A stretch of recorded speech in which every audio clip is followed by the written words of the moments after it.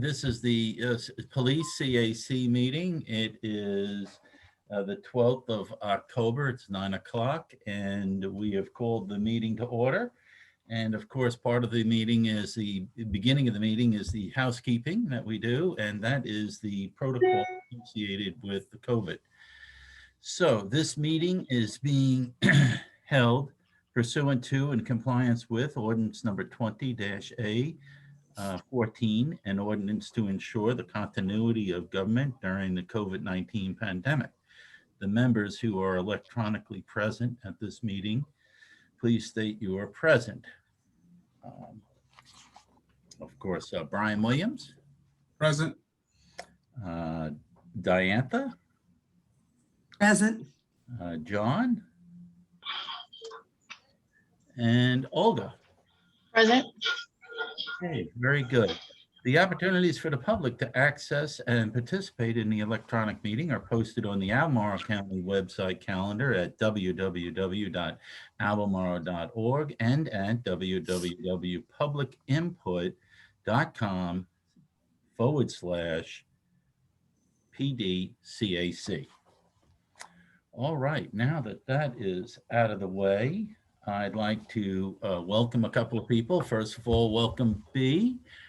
B comes to us from the Albemarle County Board of Supervisors, and thank you for attending again today as our visiting supervisor. Welcome, B. Thank you very much, and it's a pleasure to be here with you all. Okay, and we have a visitor today, and his name is comes from the Albemarle County School System, and his name is Dr. Jesse Turner. He's Director of Student Services for the Albemarle County Public School System. We had a chat yesterday. Jesse, thank you so much for coming here today, and we look forward to your presentation. Absolutely. Welcome. Thank you. Thank you, Richard. All righty then. Do we have a motion to approve the minutes for August 10th? So moved. And do we have Second. Okay, very good. And then, of course, there's the matters before the public. And Chief, do we have any matters before the public with respect to either concerns, suggestions, or positive comments about your officers, etc.? Well, thank you, Richard. We received in the last 2 weeks, I think it was 8 positive comments, emails that I've gotten on officers going above and beyond the call. So we put all those in the officer's file, and we also add those to what's called Blue Team. So we track the compliments every year and complaints for my annual report. So the last week we've gotten quite a few compliments, which makes me happy. I did receive one email since our last CAC meeting from a community member that lives on the west side that had a Nest camera at their house and videoed what they thought was an intoxicated individual outside the residence. And the question was, do I want them to contact the police when they have something like this occurring? And obviously the answer was yes. So I put them in contact with one of my officers, and they took a report. So we were able to educate them. When in doubt, call us out has always been my motto. So that's the only inquiry I got since our last CAC meeting. Okay, very good. Can you tell us briefly, if you have a couple of examples, I don't want you to go through all 8, but a couple of examples of how the community responded positively to your officers. I know the members of the committee, as well as my neighbors and friends, would like to hear about some of the positive things that have been recently commented since our last meeting. Just a couple of examples, if you wouldn't mind. Sure. We had one group that had emailed me that they were from out of the area and their car broke down on the interstate, and one of the officers stopped, and they said the officer stayed with them until the tow truck came, which was well beyond what they anticipated it to take. If you've ever been broken down and called AAA, you know what they were talking about. The officer stayed with them, made sure they were safe, went above and beyond the call again. He could have put flares, or she could have put flares out and made sure they were safely off the road, but they did the right thing. Another one was involving a traffic crash, where one of the victims in one of the other vehicles commented just how professional the officer was. When they got on the scene, they instilled a sense of calm that was chaos when it first happened. And they just could not believe just how well trained they were and how professional they were. And they actually, the last line said, what a great representation of the Albemarle County Police Department. So there were just 2 examples that we got. Well, I'm always convinced that our officers are somewhat of our community ambassadors. So playing that role correctly really reflects on all of us as in the community. All righty then. Chief, if somebody has a concern, a suggestion, or a complaint of some sort, what is the best way for a citizen to air that complaint in terms of, and how, and do you also personally get a hold of that complaint, that suggestion, that recommendation? And what's the best way for my neighbors and folks on the committee to air that? The best way, Richard, is to email askthechief@albemarle.org. That's askthechief@albemarle.org. And each one of those goes into my inbox and several of my staff, so I see each one of them. We have quite a few of us that get that email. That way, if somebody's out of town, there's attention given to it right away and they don't linger. So I do read each one of those. If it's an emergency, obviously I want them to call the dispatch center. If it's something they need action on right away. But if it's already occurred and they want to make some type of complaint or recommendation, ask the chief@albemarle.org. Okay, very good. So having said all that, it's now time for our more major presentation of what's going on our schools. And so it's showtime for Dr. Jesse Turner here.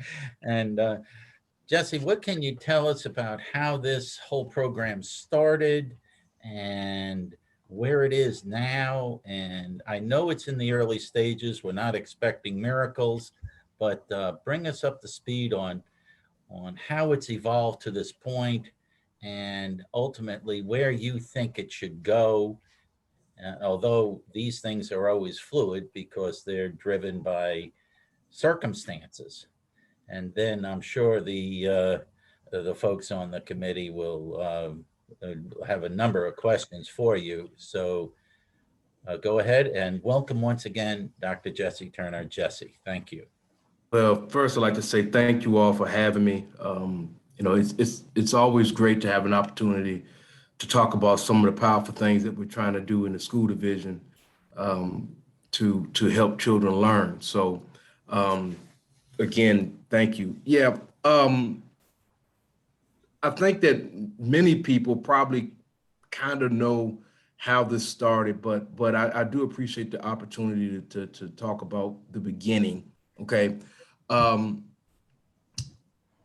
When George Floyd was killed, one of the things that happened around the country was this desire to relook at policing, okay, and then that kind of went into the schools. And in Minnesota, they've had this model that we're doing now for about 3 or 4 years, okay? So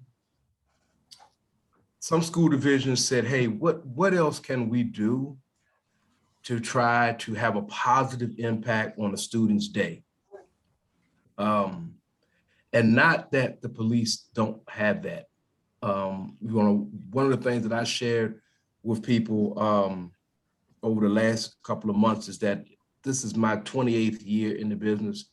I've worked in 4 different school divisions as a school administrator, and I've always worked with wonderful school resource officers, absolutely wonderful school resource officers. And there's still a place right now for a connection between the school and the police, a school or schools and the police department. Already, I've had multiple conversations with the police regarding situations that are occurring at the schools. So there's still a relationship, but where this whole piece came from in terms of safety coaches is that we are seeing an incredible increase in the number of children who are experiencing issues with mental health. And I don't know if there were children like this when I was in school and they were just ignored, or if there's really something going on in our society and communities that's causing young people to have so many serious issues with their mental health. So the school division started to think, and they wanted to move in a direction that would allow them to have a person on board that not only dealt with physical safety, but paired that position with the mental psychological safety for students. And that's how we got to this point, and that's where this position came from. Is really looking at and trying to address the increase that we have seen in students who are suffering with mental health issues, and trying to keep them in school. Because one of the things that we know is that if you're not in school, then you're not learning. So the more you're disconnected from school, you're disjointed from school, the harder it's going to be to learn. And when you get to the high school level, what's really scary about that is that you have to earn credits to move to the next grade level. There's no such thing as social promotion at the high school. If you're in the third grade, and even if you miss 65 days of school, the principal can move you on. If you're at the high school and you're not passing your classes and you get an F, you don't get that credit. And that's basically because of the state of Virginia. The high schools have to abide by what the governor and the state has prescribed for the pathway to graduate. So that's why you can have an 18-year-old who's still in the 9th grade, right? So we want to try to address those issues that some of our students are having so we can keep them in school, keep them connected to the learning, keep them connected to what we hope to have are strong relationships that they can have with adults in their building.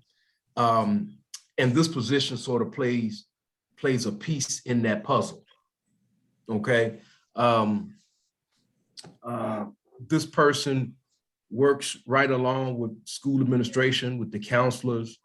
Some of the larger schools are gonna have like a full-time psychologist. Like if you're the principal of Albemarle High School, then you have a full-time psychologist. So that person kind of moves around in those different worlds on a daily basis, while also doing some of the physical safety things like the hall duties, the hall sweeps, the checking the doors, the monitoring the grounds,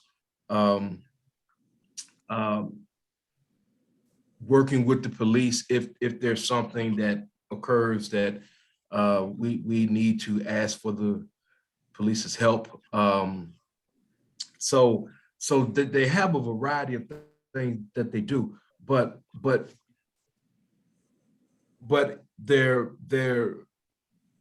the themes of the job are basically in two places: physical safety and psychological safety. And then there's certain tasks that come with those two themes. Now, currently, we have safety coaches in our secondary schools. So if that doesn't make sense to you, secondary schools are schools that serve children in grades 6 through 12. So basically, we have a safety coach in each of the middle schools and the high schools, the comprehensive schools. So that gives us 8. I would like to think, and staffing and FTEs always can be an issue, but I would like to think that if we can catch some traction with these positions and at the schools that they're currently in now, I would like to see it be able to, this position to be birthed out into the elementary schools. Because one of the things that we struggle with, and this is sort of a national issue, and sometimes you don't even think about it, but the attendance at the elementary level of students is awful. And those are the fundamental years. But there's nothing for an elementary child, a 7-year-old, to miss 50 days. It is beyond me, but parents don't send them to school. I mean, there's all types of things. So, you know, I feel like if we were able to have a safety coach there, that would be one more person in the school that could try to help build relationships with the families, work on interventions. Obviously, the last intervention is court, but you know, we want to try to not go there.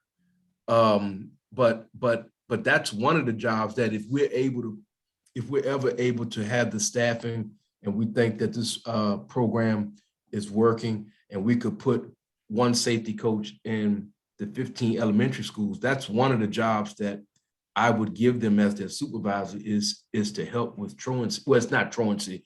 When you're that young, it's pretty much a no-show because 7-year-olds don't typically say, you know, I'm not going to school and you can't make me. If they're 17, you might get that. Then that's truancy. But at the elementary school, that's more of an issue with parents not sending a child to school. But that would be one more person in the building that could connect with the child, try to connect with the families, and try to improve that attendance. So that's kind of, you know, where we are, how we got started, where we are, where I would like to see them go. I will say that right now, especially in some of my larger schools or some of my schools that are pretty busy, the principals have shared with me that they are just elated to have their safety coach. It's working out well.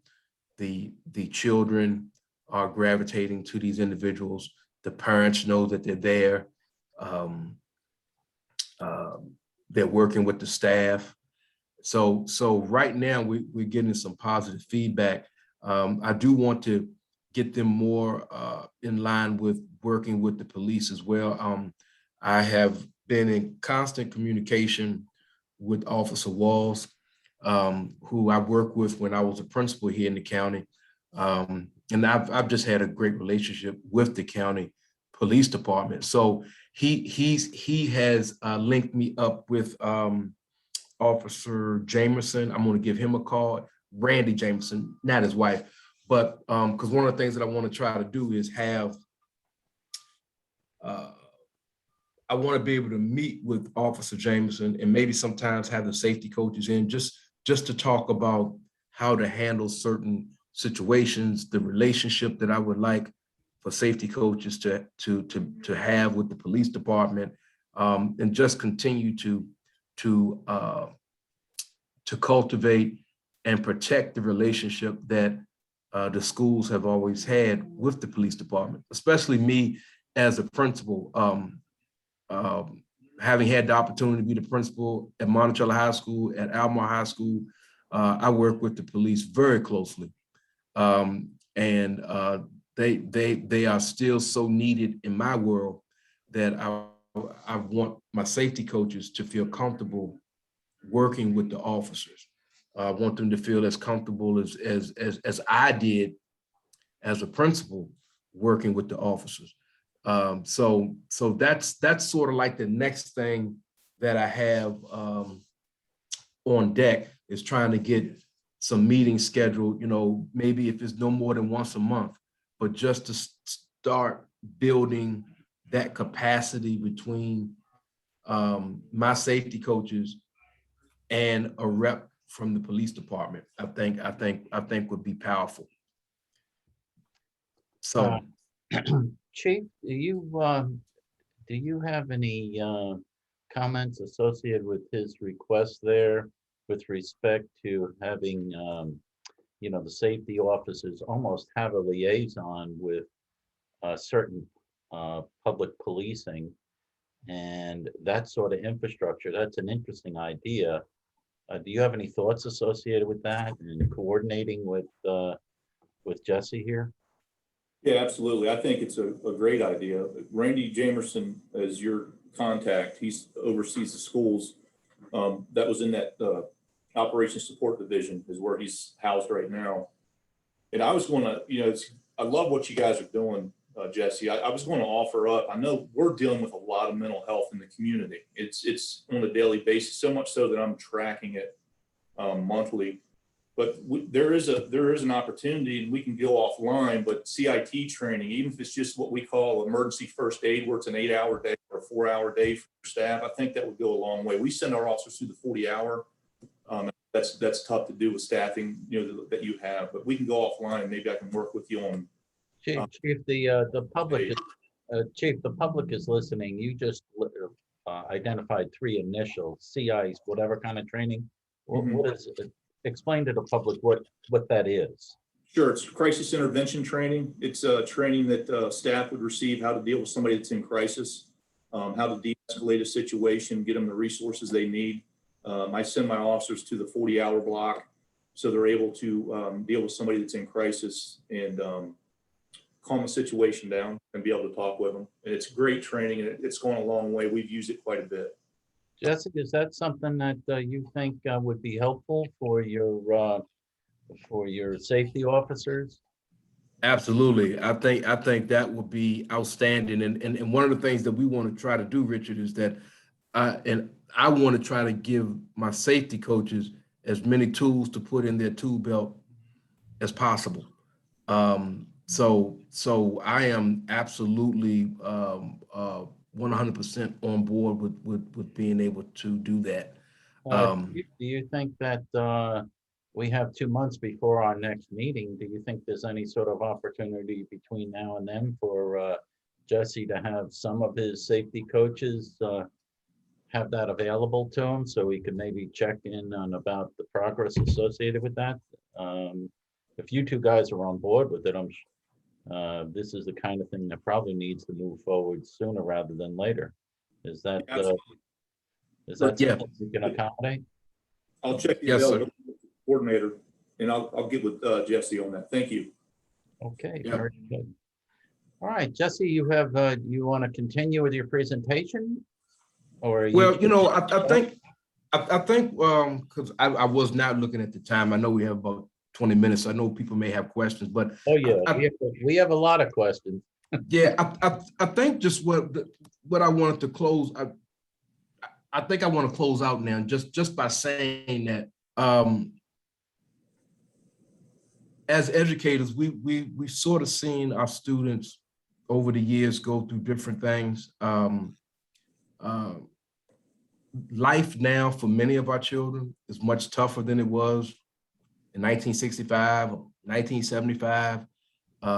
We have so many children who are playing the roles of adults. And we saw that firsthand with COVID and many of our children being at home. The 13-year-old was raising the 5 and 6-year-old because no adult was at home. 16 and 17-year-old students are going to work every day so they can pay the light bill in their home. So our children are very stressed. And they're having, many of them are having to play a role as an adult that they're not ready to take on. And we believe in Albemarle County that if we can just try to address the mental health of our students, staff our schools with people who are there primarily to address those types of issues, then maybe we can create a link between the school and the home, help children feel as though they're connected and there's someone there that hears them, sees them, and is willing to help them, that we can continue to educate them. Because what we don't want is for our young people to allow the stress that they're going through to cause them to become disconnected from school. So this is, that's one of the primary reasons for this position. Okay, very good. Well, today we have two supervisors who have vast experience in public education. And of course, we'll go through a few of the board members first, and then we'll have them ask you some questions. But again, we want to thank you very much for attending today and bringing us up to speed. I think some things can be gained from this. Okay, so Brian, do you have any questions for Jesse?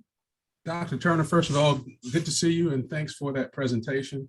The information that you shared was some needed information I think we need to hear and to kind of think about. One of the first things that came to mind was a quote by Albert Einstein that basically said, "In the midst of difficulty lies opportunity."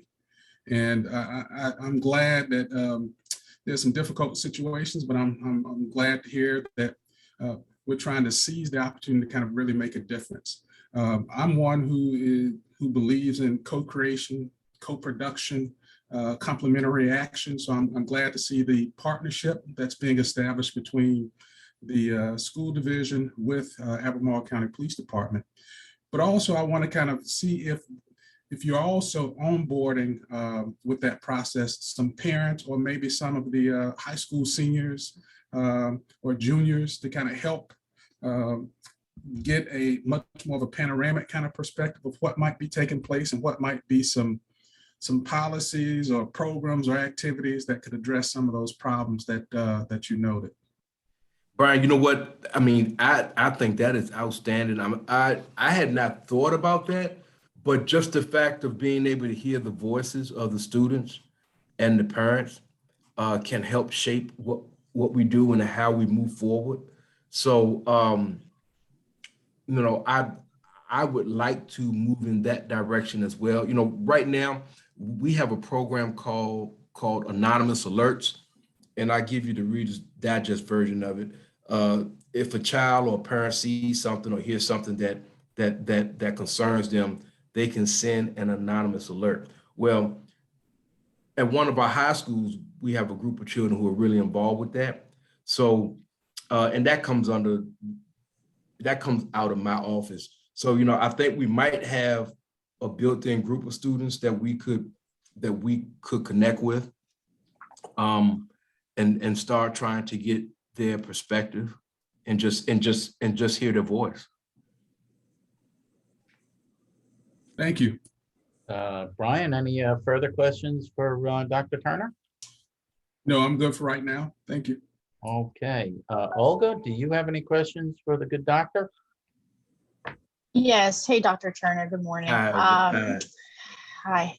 My main thing is, I've studied quite, I used to work with kids before working here at State Farm. And, one of the things, the trends that I've studied about is, social media, which, we're tired of hearing about it. And I just feel like absolutely nothing gets done. Maybe they're not on their phones at school or whatever, but they are. There's major links between the mental health issues and being on social media. Can anything be done? Has anything been talked about? Is that even a topic, from your perspective there for all the county students? Yeah, and Olga, that's a great question. I think it kind of goes school to school, what the principal is pushing. I know that there are conversations with students about social media and about how powerful social media can be and how negative it can be. Oftentimes, many of our fights and disruption at the school are linked to social media. And it has become a real issue. Many years ago, and here's sort of the, here's where we are kind of we're between a rock and a hard place. It would be great if we could just say to children, you can't have your cell phone here at school. Now, we can say that, But then you wind up turning into the cell phone police because children are still going to bring the phones, right? So how many phones are you going to take? Are you going to suspend children because they have a phone? Are you going to remove them from class because they have a phone? Like where does that stop, right? But we try to educate our students about how to use the phone safely. That's one of the things that does occur in the schools. But I think Olga, unfortunately, sometimes when children get home, they have a lot of free time. Sometimes parents don't know exactly what they're doing with the phone. They're in the bedroom, and they're quiet and they're just on the phone. And it's become a huge problem. Whether it's a TikTok challenge or whatever, those things seem to find their way into the buildings. Have you heard of the, and I'm about to try this with my own teens. I have a 13, a 15, and a 2-year-old. Yeah. Have you heard of the program Bark? And is that something that, is there any potential of, advertising to parents, or at least letting them know that this exists, so that, because even if we improve this whole issue by 20%, it's still a huge improvement, Olga, I have not heard of that. Olga, for the purposes of the public, could you tell us a little bit about what Bark is? Sure. Definitely do a search on it. It is an app that tracks what the kids are doing on their phones, and it pairs the device without passwords, anything like that. It'll pair it to the parents' device, and you can put filters in, is what I understand. So you don't have to micromanage every single thing your kid says. It just has some keyword alerts. So it will alert you if there's, anybody, any bullying type thing going on by your child or towards your child, and anything else. Sexual things. You name it, they have it on there. Filters. Sometimes the filters are too high. I've seen some commercials, and you can go into it and kind of lower it a little bit depending on your child. And they also have tools there on how to approach your child to talk about it. They don't want you to do this as a hidden thing. They want you to let your kid know that you're going to be enrolling in this, for their safety. And it helps the conversation with a child, of what the parents can or should say, or, whatever. So again, I have not personally tried it. I have heard very good things about it. I want to say the cost is $15 a month. So it's definitely something that I think it's very affordable to most, especially when you're talking about kid safety and the amount of issues. Most parents that the kids are suicidal or whatever, they don't know about it. They don't know how bad it is. And some parents don't know that their child is the aggressor. So again, it's something that I'm looking forward to, sort of half looking forward to starting with my own girls here shortly. Okay. Yeah. Well, I will look into that too. Yeah.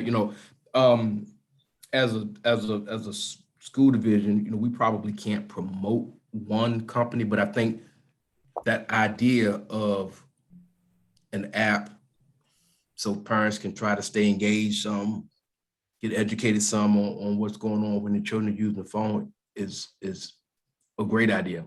Because another thing, I'm glad you said that, because another thing that I'm seeing too, the number of children who are being raised by their grandparents. And as a principal, when I had to work with those families, if grandmom was 75, there was a big possibility that she just didn't know a whole lot about the computer.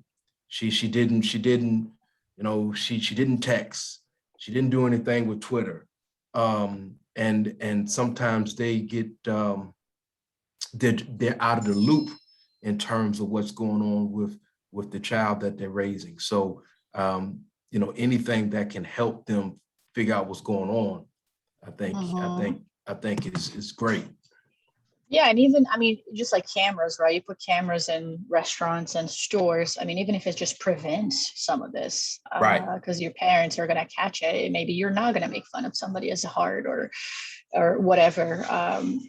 Again, even if it's a little bit of a prevention, even if the whole thing is just going to help some, it'd be nice it's just insane. I mean, there's so much data out there that absolutely links, and that Instagram or whatever actually makes it worse, that a child, is more likely, like, I think it's 3 times more likely, I mean, something absurd, more likely to engage in suicidal things. And, if they're on the app so often. And so that's just horrendous, Absolutely. Well, thank you very much, Olga. John, do you have something for Dr. Turner? Well, first of all, Dr. Turner, thank you very much. It was a very informative presentation. Thank you, John. I guess my question goes to the your safety coaches trying to marry psychological and physical safety. No small job. So you need a highly qualified person with different training in order to be able to meet both of those. I'd like to understand what kind of qualifications, either professional qualifications or whatever, you need to have in order to participate as a safety coach. And then secondly, does the county actually facilitate by providing you the position that could call people with those skills to the work? Okay, yeah. Well, the profile of a safety coach, several of our coaches have degrees in psychology, sociology. They're former teachers. They have experience working in group homes where they've worked with very challenging students or students with a lot of issues.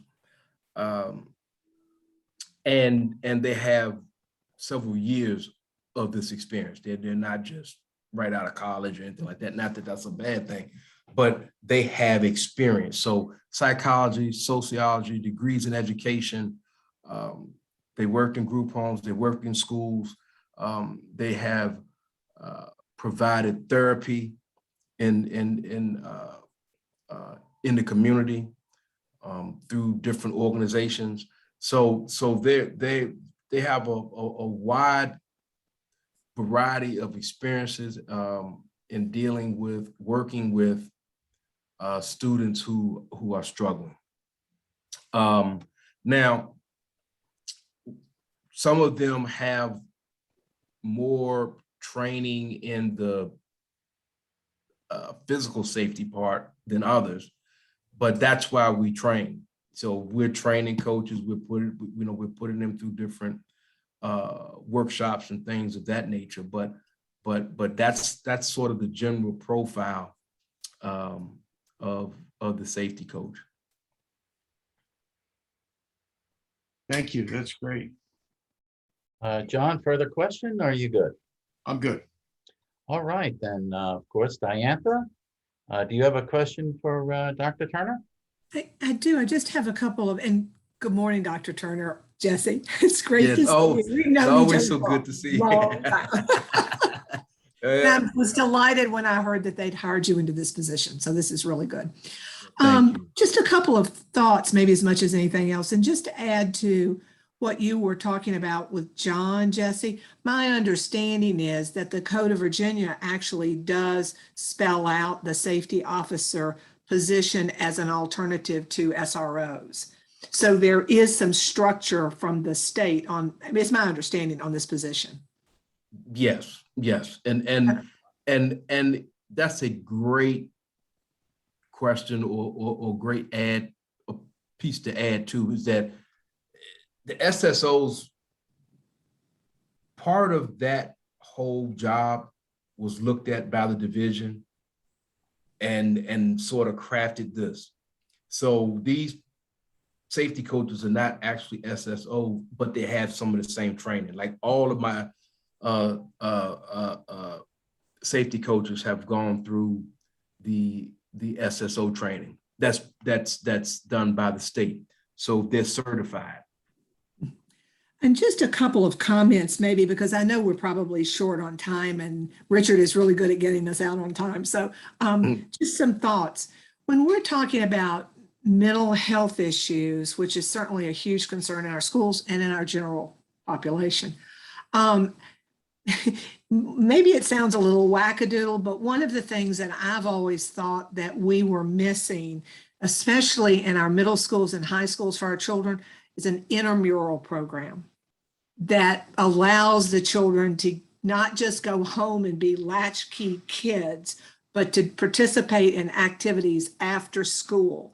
And I would hope that your position in looking at, because I do tie that with mental health, and to be able a way to improve mental health and to create an environment. Anyway, I would hope that the school division would start looking at the possibility of what some of us oldsters think about as a traditional intramurals program among the schools. Yeah, I think that would be huge.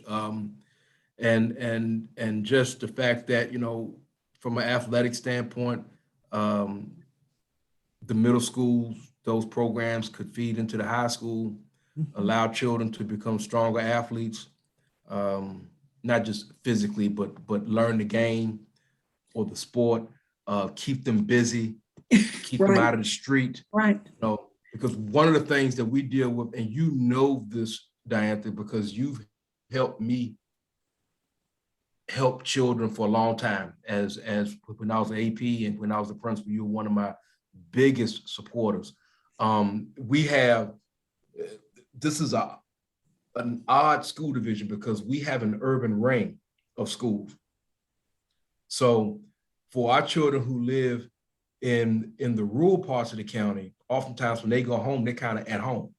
But for our children who live in the urban ring, they can go home and then hit the street. And that's where they get in trouble. And if we could have some things that would attract them, keep them with us a little bit longer, keep them busy, I think it could only help. And, you know, and I won't belabor it, but I do remember, and Ron probably remembers this, and maybe if you were here, Ron, but when the school board extended the hours of the high schools and the middle schools to where we stopped, we kept kids until 4 o'clock. Crime went down in our community and fewer kids were getting in trouble because they were in school longer and they weren't home by themselves getting into trouble as much. It's just kind of an interesting, and Ron is, it's now just another quick thought too. When we talk about children missing school, something to think about, and something I heard a lot from our elementary school principals was the amazing number of children that were just plain tardy every morning, missing the first class of the morning. And it was because the parents didn't take seriously the start time of school. And you had what I call frequent flyers, families that were always dropping their children off, or they were always missing the bus, dropping their children off late. And my thought was always that then I would hear employers complain that the children that they hired, adults that they hired, didn't take seriously that they had to be at work at 8 o'clock or 9 o'clock. And it kind of correlates in my head. So in thinking about the absent folks, maybe there's a way too that we could figure out how to address some of those habitual tardy, because that again is children are losing a lot from that. And with that, I'm going to stop, but it was lovely to see you and thank you. Right. Yeah. All right. Well, thank you, Diantha. And B is some questions for you, I imagine. B also has a history of being involved in education. Were you not a principal yourself, B? Yes, I was a teacher principal. I had a small school, 1,003 students. In the first 2 years, they didn't even give me an assistant principal. And then I was, did it all. And then I was a director in charge of 24 elementary schools. So yeah, 34 years in education. And I'm very interested. And by the way, thank you, Dr. Turner, for all your information. And I actually look forward to meeting you and getting together with you in person. I think that would be beneficial. I will, my one comment, because I was in a urban school with students who would be chronically late or not show up. I understand, I hear what you're saying regarding the school safety coach in high schools, middle school, totally supportive. But I think in elementary school, I will tell you that the fact that the principal goes to the home, talks with the parents, that is extremely powerful. You have some of these, the student safety life coaches, because I know one that is a safety life coach, and they're on the younger side and everything, but there's nothing more powerful than the principal letting the parent know that they care about their child, and they develop that relationship with the parent.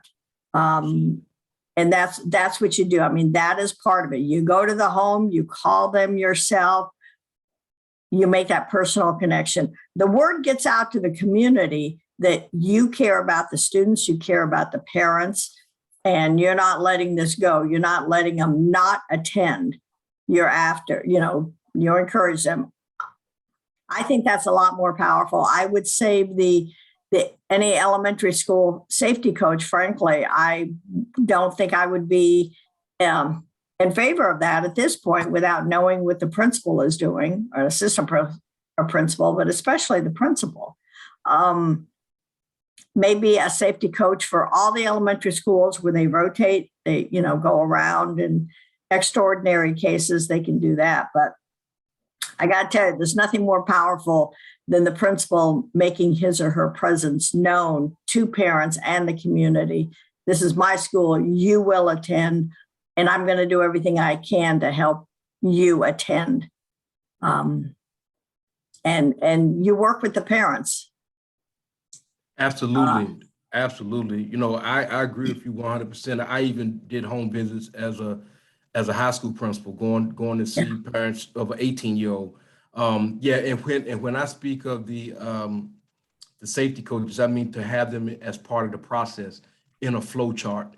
Not the only person to do that. If we were looking at layers and levels, the safety coach would be there to help, to be a part of the process. But absolutely, at no time should anyone appear to be more in charge or engaged with a child's learning than the principal. The principal is the head instructional leader. So I want you in the building. But the safety coach would just simply be a resource somewhere in that process. Thank you. And I will say I'm so committed to this. And in 10 years of being a principal, I suspended one student in 10 years. And that's because the student was a danger to himself and others.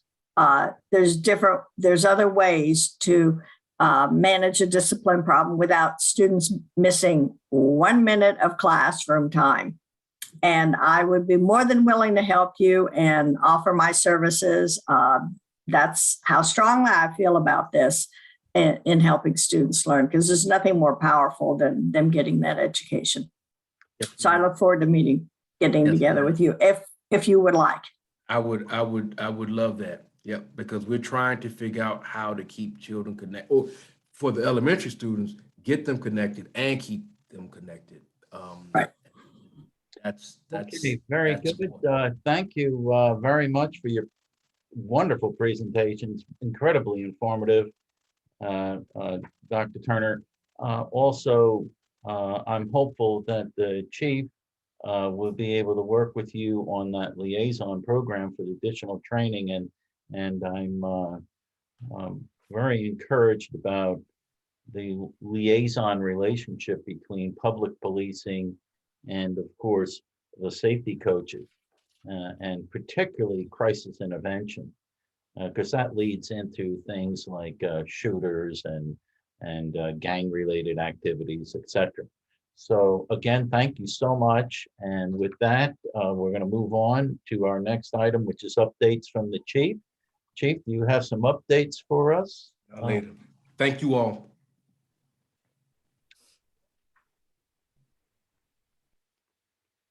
Do Can you we hear me have, now? yes, I think we can hear you now.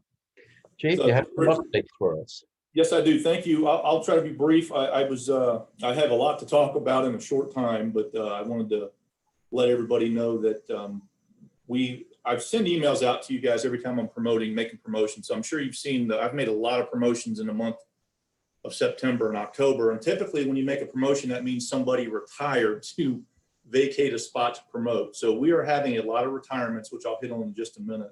But for the month of September, I made 4 promotions. One was first sergeant to second lieutenant. I made a first sergeant promotion and 2 sergeant's promotions.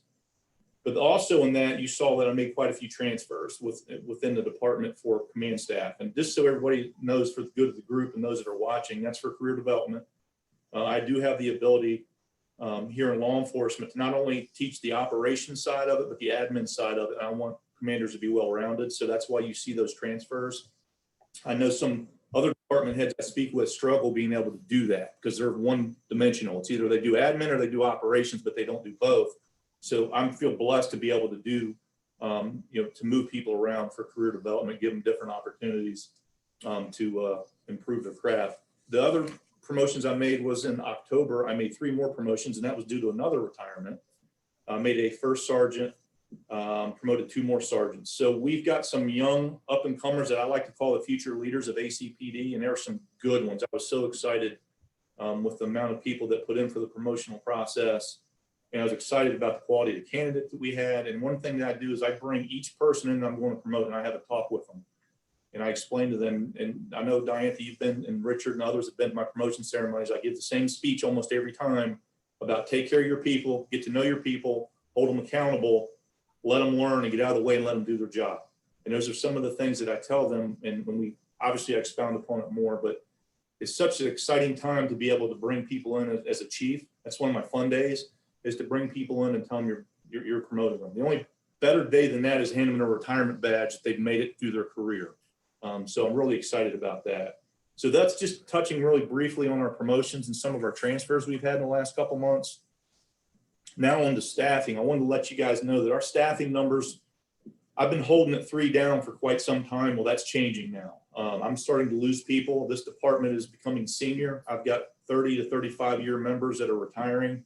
As you guys know, I'm one of those senior people, and I'll be retiring, as you all saw in the announcement that went out. But I'm predicting right now, I will probably have a record number of retirements in separations this year, 2021, as compared to years past. Right now, I'm looking at approximately 19 separations, which is a lot. And quite a few of those are retiring. Hold on, Chief. You said, when you say separations, you mean 19 people are retiring and leaving the department in the calendar year? 19 people leaving the department either by retirement, separation, meaning they resigned and went into another field or to another department. And that's in this calendar year? 2021, yes. So we had 19 leave, and just to give you some perspective, in 2020 I had 12 leave. In 2019 I had 10 leave. In 2018 I had 14, and in 2017 I had 13. So we're obviously above that, and it's not super high above that number, but it's above it. And it's about timing. There's a lot of folks. We've had a lot of retirements recently. In the last couple of weeks, we've had guys that were 35 years on retiring as first sergeants. That's what's opened the opportunities promotions. So on the backside of that, as a chief, my job is to watch what our staffing looks like. I was able to get the county executive's office to approve me for 2 overhire positions, which is huge. So I'm able to maintain 2 overhires so I can constantly hire. Right now in the hopper, I have 12 certified officers that are in the background process. That means they're certified in the state of Virginia, and we could literally bring them in, put them with a field training officer, and they're good to go, versus sending them through the Public Safety Academy. And that's a year down the road before they're any good to us. So I put certified at the top of the list. That's who I want first. And then I put academy folks second tier. I will tell you this, and you guys know I tell you everything in full disclosure, the number of folks coming to take the test have dropped dramatically. We would have 85 to 100 show up in good years for one testing day. Now we had 26 the last day sign up, and 6 showed up. Of those 6, we'll probably maybe hire 1 or 2. As you guys know, we maintain that 3%. So currently, at the end of this month, I'll be down about 10 to 12 positions staffing wise. But the good news is we have plenty of certified in the hopper. I've got 2 on my calendar that I'm getting ready to make offers to hire. So it's just continual. Since I've been chief going on 6 years now, that's what we do, that process of hiring because of retirements and separations that we have from the department. But that's kind of where we're at right now. I will tell you this, I talk to my peers across the state. I have a lot of contacts, as you all know. They are experiencing the same exact thing that I'm experiencing. Actually, we're in better shape than most people are right now, police department, sheriff department wise, not being able to fix the ranks.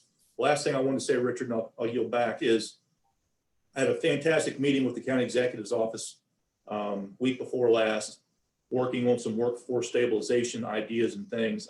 I can't comment on any of those things, but I just want to say some very good discussion, very good things coming down the pike that I'm excited about that'll eventually go to the board of supervisors to take a look at.